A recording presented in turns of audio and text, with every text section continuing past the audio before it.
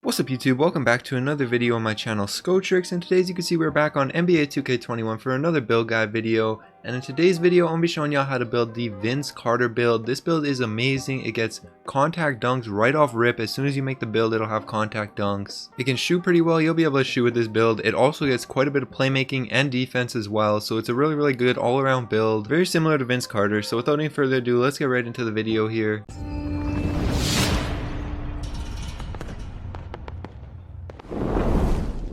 Alright, so in this first screen here, nothing really matters too much. The only thing is the position has to be shooting guard, hand, jersey number, name, none of that matters. You can set it up however you want to and then go ahead and click continue. Just ignore my face scan, by the way. I was just messing around with the face scans the other day.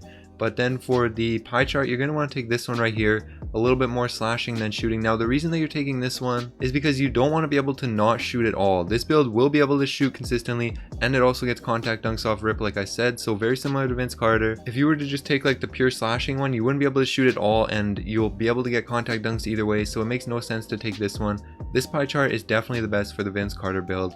A little bit more blue than green. Then for the physicals profile, you're going to want to take this top one, pure speed. You're just not as fast with the speed and vertical one, even though it's probably a little bit more similar to Vince Carter. You're just not as fast. It's not going to be a reliable build to play on if you have such low speed, so you're going to want to take this one. Your vertical is still good, you still got contact dunks, you'll still be able to dunk on people. Take that one. Now for the attribute breakdown right here, first for finishing, max out close shot, driving layup, driving dunk, and standing dunk. And then you can go back up to your close shot and just knock that down a few so that you still have 17 playmaking badges, or finishing badges rather, right there at 86 for the close shot. All these three are maxed. Then you go down to shooting, max out mid-range, 3-point, free throw. If you bring down anything you lose that shooting badge, don't want that, so just leave these three maxed. 16 shooting badges will be more than enough. I'll show you guys how to put on the badges at the end of the video, but 16 will be more than enough. Then you can go down to playmaking, max out pass accuracy, max out ball handle, and then you can bring your pass accuracy down 1 and still have those 13 playmaking badges. Then down to defense, max out perimeter, lateral, steal, defensive rebound, and block. You see you get 6 defense badges right here, 13 playmaking, 16 shooting, and 17 finishing. Really good all around build and very similar to Vince Carter. So then you can go ahead and click continue on this screen. Body shape doesn't matter. Closest to Vince Carter I think would probably be defined, so that's the one that I'm going to take right here. For the height you want to be 6'5". I know Vince Carter, I think he's 6'6".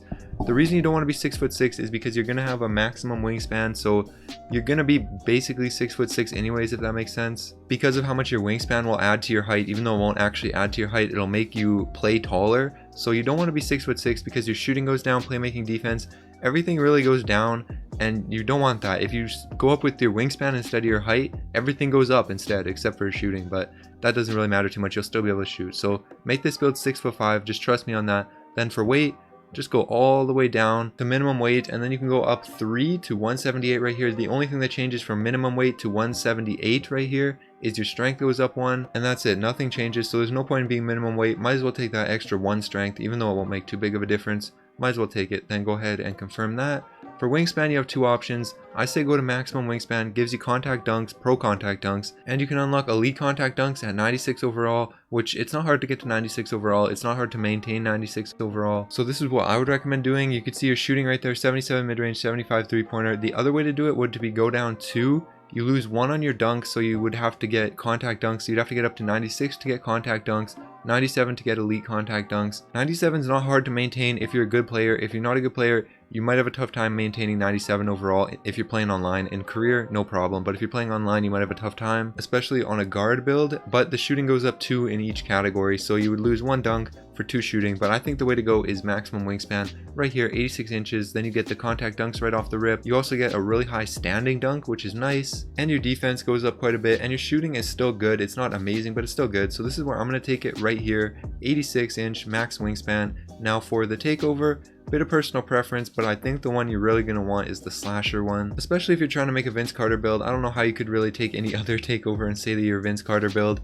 It has to be the slasher one, so I'm going to go ahead and confirm that. And as you can see right here, boom, slasher, shades of Bradley Beal, Mitch Richmond, and Zach LaVine. But it really does play like Vince Carter. Now I'll show you guys really quickly the final attributes and the badge breakdown for this build and how I would set up the badges. This will only take a second, so make sure you stick around to see this. But you can pause the video right here if you want to see the final attributes and badges.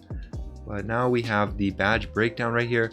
Obviously, you want Relentless on Hall of Fame, Contact on Hall of Fame, Giant Slayer on Hall of Fame, Slithery Finisher on Hall of Fame. Those are the four most important ones for this build. And then I say also put Consistent Finisher on Bronze, just help you get your layups in a little bit more often if you're not timing them exactly perfectly.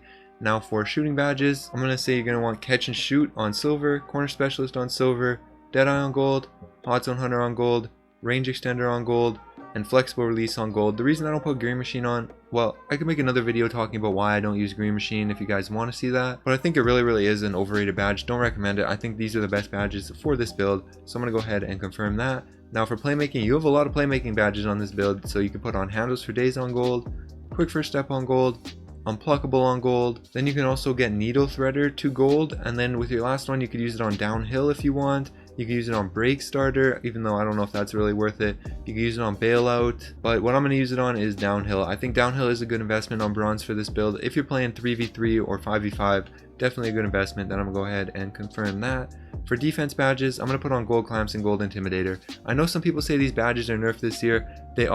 They're still really good though. If you have both of these on gold, you'll be good enough on defense. Obviously it might take some practice if this is your first 2K or something, but you'll be good enough on defense with these two badges alone. If you also want to get Pick Dodger though, you can put Intimidator down to Bronze and put Pick Dodger up to Silver if you think you're going to be playing twos mostly with this build, where people are probably going to be setting screens the whole game. But otherwise, Intimidator on gold is the way to go. Go ahead and confirm that. There you guys go. That's how you build the Vince Carter build in NBA 2K21. Hopefully you enjoyed. If you did, make sure you like the video, subscribe to my channel if you're new. I upload daily NBA 2K21 content, build guides, jump shots, tips and tricks, all that. And I also stream on Twitch. I'll have the link in the description to my Twitch. Make sure you go follow me over there. Play all sorts of games on stream over there. But anyways, that's going to be it.